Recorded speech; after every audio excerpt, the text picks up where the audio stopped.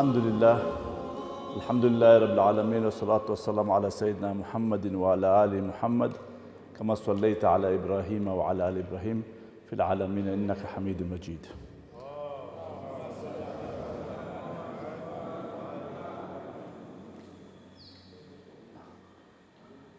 I came here through the invitation of Professor Abdul Latif, who of late I recognize him as a respected elder and a scholar. I'm not a scholar, and I don't think I deserve to be on this high table. I came here to listen to the life and the achievement of Sheikh Abdillahi Nassir. I and my family give condolences to the families of Sheikh Abdillahi Nassir. We had a connection previous lives, or many years ago. I hardly met Sheikh Abdillahi Nassir, although I knew his son, Stambuli, and you hear a lot about him. Abdillahi Nassir is not just an ordinary person. He's an institution.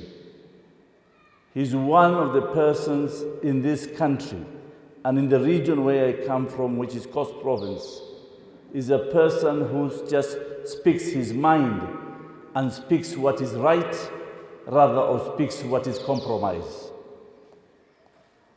And I agree with Sheikh Saeed here. He deserves to be recognized, although leaders do not get recognized at home. They get recognized out of their comforts. And all leaders must be persecuted. Rasulullah was persecuted for delivering a religion of peace. Sheikh Abdillahi Nassir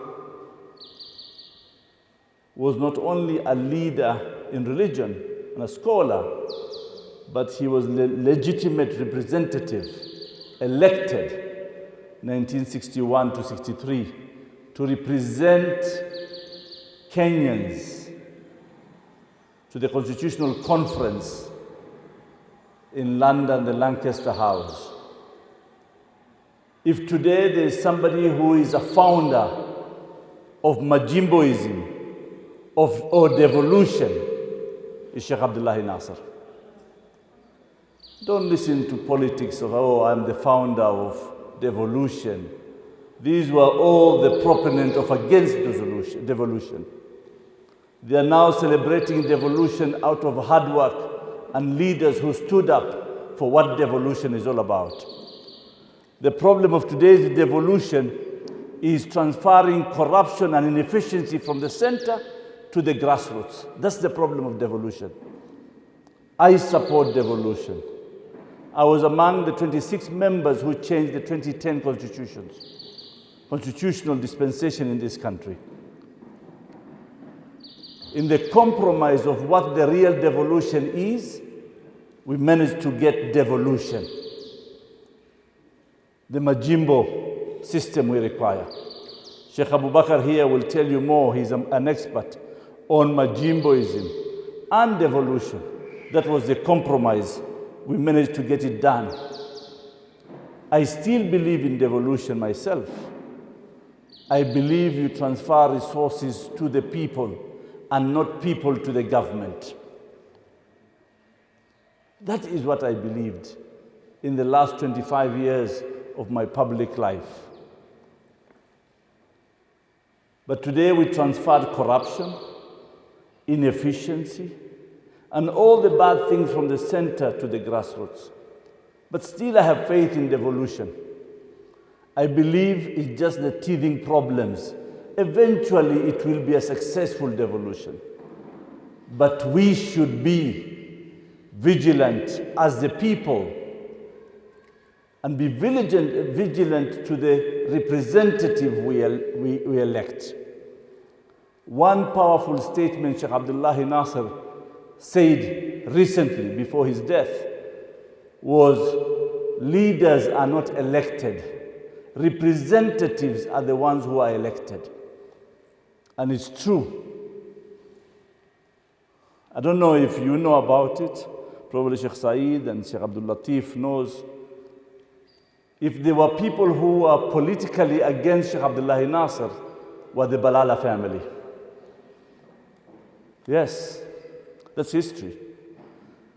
In '63, when Sheikh Abdillahi Nassir was running for a member of parliament of Mombasa, after the country got independence, is my brother Sheikh Salim Balala.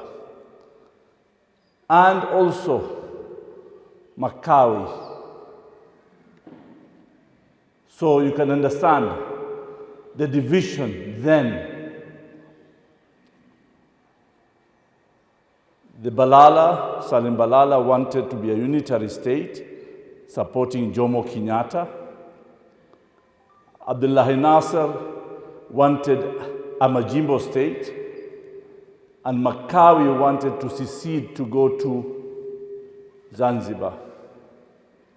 These were the divisions that were there before. Sheikh Salim Balala was not elected. He didn't qualify. He didn't convince.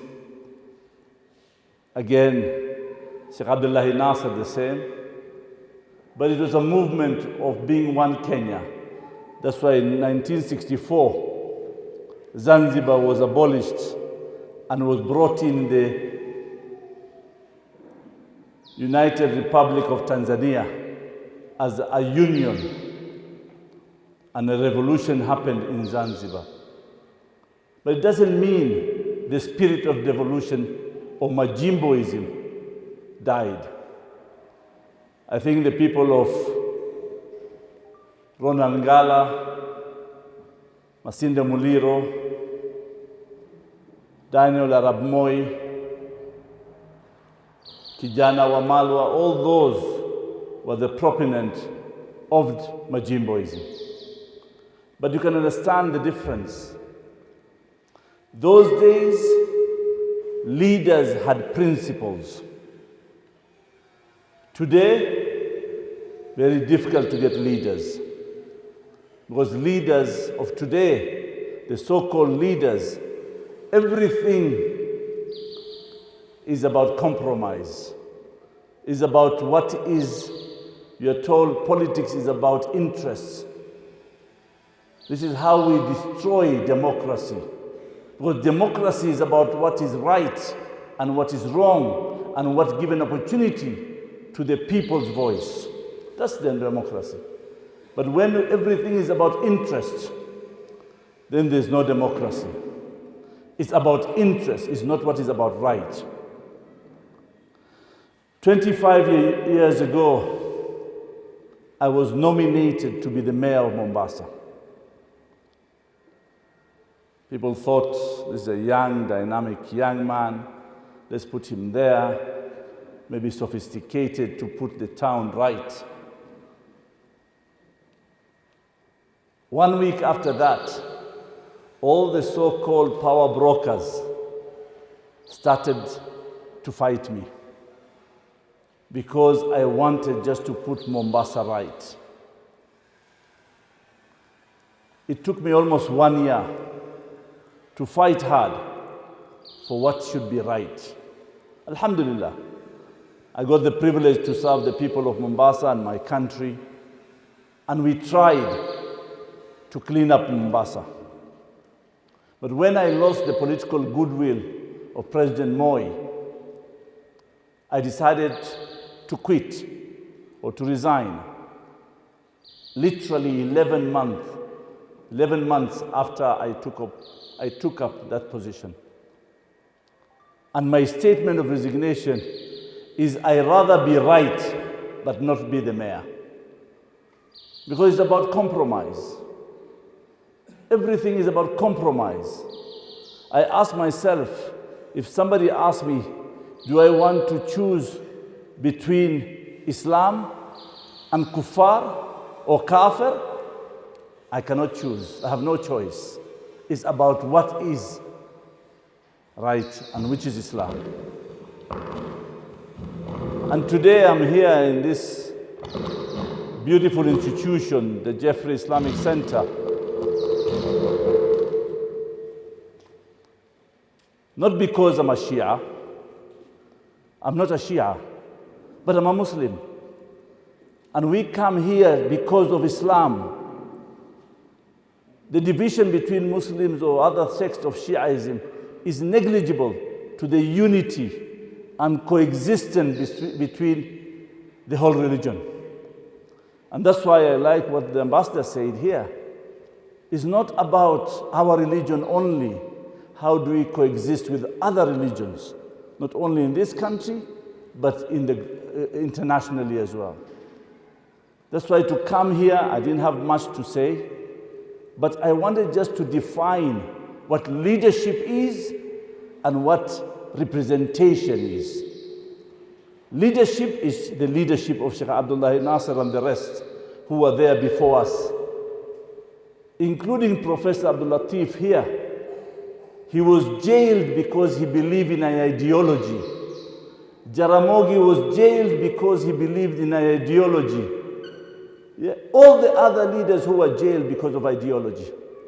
Today, show me one leader, so-called leaders, who can stand on the principle of ideology. Everybody stand on the principle of their stomachs. And that is what's going on.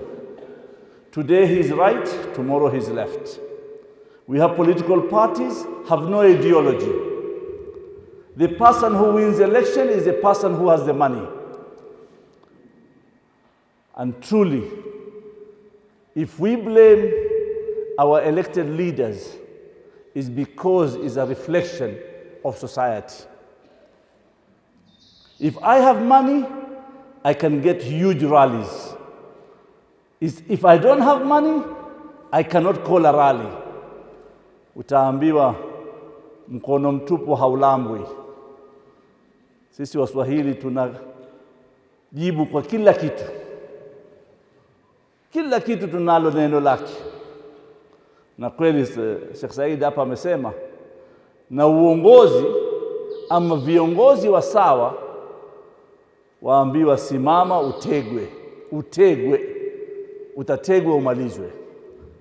Ndio maana hizo ndio mikasa ambao watu wa sawa lazima wamalizwe kisiasa na kwa njia yoyote. Lakini uongozi wa sawa na uongozi ambao, I'll speak back in English, I'm sorry, Ambassador. Leadership, a proper leadership is on principles, on values of integrity, and not today's leadership. It's disappointing. There are many leaders among elected leaders as well, but not majority. And Kenya, if it needs to change the chaos in politics, it must change the structure of elections. It must change the structure of selecting leaders and representatives. If we want to put our country right, every 5 years we go to elections. We spend 50 billion to run the election itself. 50 billion to run an election process. Democracy is not just about elections. Democracy is not about standing and putting your vote in a box. Democracy is about fairness. It's about getting the voice of the people heard. And democracy is not about the majority. It's about including the minority. That is democracy. But lil asaf, today's style of democracy, and very disappointing in our country, is about how much noise you'll make,